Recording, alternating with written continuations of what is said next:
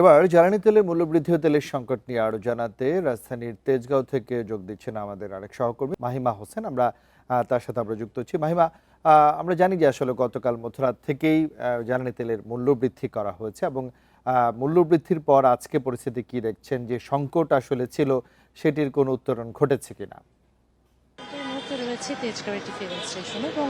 এখন কিন্তু ফিলিং স্টেশনটি বন্ধ রয়েছে এবং এখানে যারা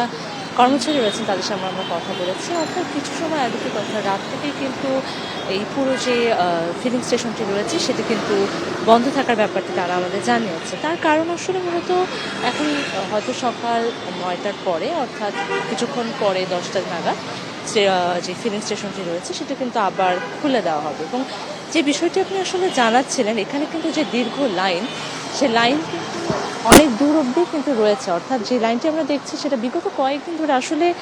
বিগত প্রায় ১.৫ মাসের বেশি সময় ধরে কিন্তু এই সংকটটা চলমান রয়েছে এবং প্রতিনিয়ত আমরা দেখছি যে আসলে যে ফিলিং স্টেশনগুলো খোলা রয়েছে বা যে ফিলিং স্টেশনগুলোতে সবসময় তেল সরবরাহ করা হচ্ছে সেগুলোতে কিন্তু দীর্ঘ লাইন প্রতিনিয়তই লক্ষ্য করা গিয়েছে এবং এখানেও এখন যেখানে বন্ধ রয়েছে সেখান থেকে সেই জায়গায়ও কিন্তু এখানে অনেক বড় লাইনই রয়েছে এবং অনেকের সাথে যাদের আমরা কথা বলেছি তারা যেমন বলছেন আসলে কিন্তু তারা অনেক রাত থেকে এখানে সিরিয়াল দিয়ে রয়েছেন এবং এখানে যে বিষয়টি আপনি বললেন যে মূল্য বৃদ্ধি, যে বিশ্ববাজারে জ্বালানি তেলের দাম বৃদ্ধি যে ধারাবাহিক প্রবাহে যে দেশে যে সব পর্যায়ে যে তেলের দাম অর্থাৎ জ্বালানি তেলের দাম যে বৃদ্ধি পেয়েছে এটা কিন্তু আজ থেকে কার্যকর হওয়ার কথা রয়েছে এবং ফলে দেখা গিয়েছে কিন্তু যে নতুন দর রয়েছে সেই অনুযায়ী কিন্তু প্রতি লিটার ডিজেল ১০০ টাকা থেকে বেড়ে কিন্তু ১১৫ টাকা হয়েছে এবং একই সাথে যে অকটেন রয়েছে সেটির দামও কিন্তু বেড়েছে। অকটেনের দামও কিন্তু ১২০ টাকা থেকে বেড়ে কিন্তু ১৪০ টাকা হয়েছে। পরে দেখা যাচ্ছে কিন্তু প্রতি লিটারেই ১৫ থেকে ২০ টাকার অব্দি যে একটা বৃদ্ধি রয়েছে, ফলে যে বিড়ম্বনাটা যে রয়েছে, যে একে তো গরমের মধ্যে দীর্ঘ লাইনে দাঁড়ানোর যে একটা বিড়ম্বনা হচ্ছে, পাশাপাশি জ্বালানি তেলের যে এখন যে দাম বৃদ্ধি পেয়েছে, দুটো মিলেই কিন্তু আসলে বেশ সাধারণ মানুষ কিন্তু বেশ বিড়ম্বনাই রয়েছেন এবং প্রতিনিয়তই কিন্তু যে একটা লাইনগুলোতে একটা বিশৃঙ্খলার কিন্তু আমরা দেখতে পেয়েছি।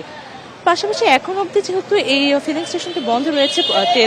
তেল আসলে হয়তো যাদের ডিপো থেকে তেল আসলে হয়তো সেটি আবার খোলা হবে বা তখন আবার তেল সরবরাহ শুরু হবে। তবে এখন পর্যন্ত যদি আপনাকে বলি তাহলে এই ছিল আমার কাছ থেকে এই স্টেশন থেকে ফিলিং স্টেশন থেকে সার্বিক পরিস্থিতি নিয়ে সর্বশেষ খবরাখবর। রাজধানীর তেজগাঁও থেকে জ্বালানি তেলের মূল্য বৃদ্ধি নিয়ে সর্বশেষ তথ্য জানাচ্ছিলেন সহকর্মী মাহিমা হোসেন।